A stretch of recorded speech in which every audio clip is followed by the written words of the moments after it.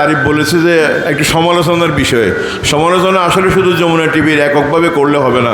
সমালোচনা করতে হলে পুরা সকল মিডিয়া হাউসেরই করতে হয়। এখন দেশের যে পরিমাণ ব্যাঙ্গের ছাতার মতো মিডিয়া হয়ে দাঁড়িয়েছে, এটা আগের মিডিয়াগুলি ছিল একটি বট বৃক্ষের মতো, মহিরুহের মতো, যাদের ছায়ার নিচে আমরা শান্তি অনুভব করতাম। কিন্তু এখন যে ব্যাঙ্গের ছাতার মতো যেসব মিডিয়া হাউস গজিয়েছে, এগুলো আসলে কাদের নেতৃত্বে গজিয়েছে? এগুলা গজিয়েছে নব্য বুর্জোয়া যারা আজকে মানুষের জমি দখল করতেছে, বিভিন্ন রকমের খাদ্যে ভেজাল মিশাইতেছে, বিভিন্ন সিন্ডিকেট করে বিভিন্ন দ্রব্যের মূল্য বৃদ্ধি করতেছে, এবং সর্বোপরি যারা মুনাফা লোভী, এই ধরনের লোকদের মালিকানা এখন বাংলাদেশের বিভিন্ন সংবাদপত্রগুলি এবং আমাদের বিভিন্ন টিভি চ্যানেলগুলি পৌঁছে গেছে। এটা আমাদের দেশের জন্য অত্যন্ত ক্ষতিকর এবং আমাদের ভবিষ্যতের জন্য একটা মারাত্মক অসুবিধা রয়েছে বলে আমি মনে করি।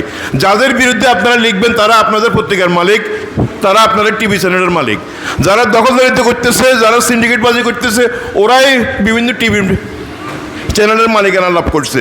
গত আওয়ামী সরকারের আমলে এই ধরনের ব্যক্তিরা বিভিন্ন সময় বিভিন্ন টিভি চ্যানেলের মালিকানা লাভ করছে এবং সাংবাদিকদেরকে বিভিন্নভাবে বিভিন্ন গ্রুপ করে ছোট ছোট চ্যানেলের মাধ্যমে ভাগ করে বিভিন্ন সাংবাদিক সংগঠনগুলোকে বিভক্ত করে আমাদেরকে দেশের প্রকৃত অবস্থা জানতে দেওয়া হচ্ছে না।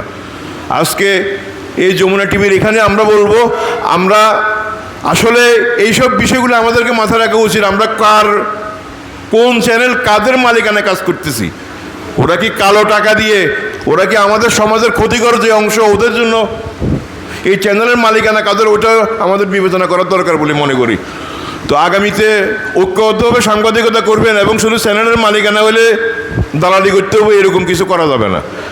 আমি মনে করি যমুনা টিভিতে কাজ করে উনি যদি যমুনা গ্রুপের বিভিন্ন রকমের যে এই সমস্ত অসঙ্গতি রয়েছে সেটার বিরুদ্ধে উনি যদি কথা বলতে পারে, লিখতে পারে, সেটাই হবে প্রকৃত সাংবাদিকতা।